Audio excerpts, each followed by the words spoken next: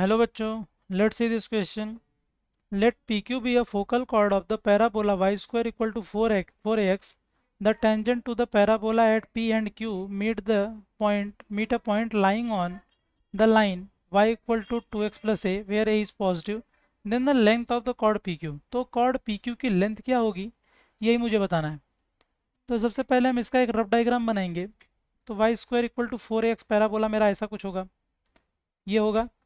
फिर उसके बाद यहाँ पर ये होगा फोकल कॉर्ड, ये है पॉइंट P, ये है पॉइंट Q. ठीक है. उसके बाद हमने क्या किया, PQ पर क्या ड्रॉ किया, टेंजेंट्स. तो टेंजेंट यहाँ पर ड्रॉ करेंगे तो ऐसा कुछ दिखेगा, ऐसा कुछ. और यहाँ पर ड्रॉ करेंगे तो ऐसा कुछ दिखेगा. ठीक है. तो P और Q के टेंजेंट ये जहाँ पे कट कर रहे हैं, कौन सी लाइन है ये, y equal to 2x plus a.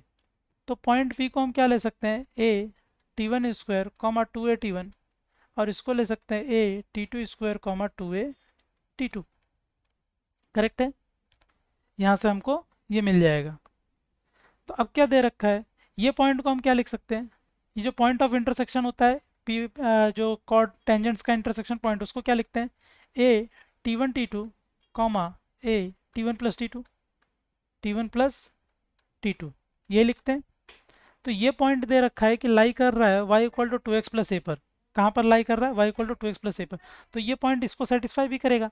तो y की वैल्यू हो जाएगी a T1 plus T2 is equal to 2a T1 T2 plus a. तो a यहाँ से कैंसिल आउट हो जाएगा. तो this will imply T1 plus T2 is equal to T1 T2 plus 1, T1 T2 plus 2 T1 T2 plus 1. Correct है. तो since ये focal cord है तो T1 T2 क्या हो जाएगा, -1.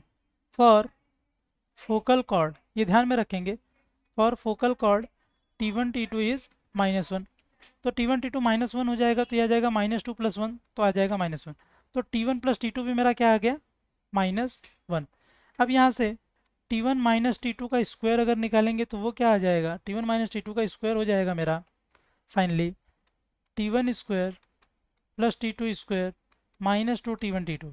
और इसी को मैं कैसा लिख सकता हूँ, T1 प्लस T2 का whole square -4 T1 T2. Correct है.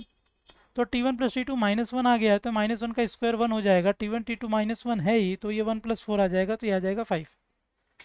तो यहाँ से अब हमें PQ की लेंथ निकालनी है. तो PQ क्या हो जाएगा मेरा, that is a T1 square minus a T2 square का whole square plus 2a T1 minus 2a T2 whole square and under root. ये किस में आ जाएगा, अंडर रूट में. तो यहाँ देख सकते हैं ए स्क्वायर यहाँ पर भी है, ए स्क्वायर यहाँ पर भी है, तो बाहर निकाल लेंगे तो ए बाहर आ जाएगा. तो फाइनली ये क्या बनेगा, T1 raise to 4 plus T2 raise to 4 minus 2 T1 square T2 square. Correct. और यहाँ पे ये क्या बन जाएगा मेरे पास, यहाँ पे इसको एक्चुअली ऐसा यूज़ करने के बजाय हम इसको ऐसा लिखते हैं, वो ज़्यादा हमारे लिए फ़ायदेमंद हो जाएगा. इसको हम ऐसा नहीं लिखेंगे, हम क्या करेंगे, इसको थोड़ा ब्रेक कर देंगे एक लाइन और लिख करके.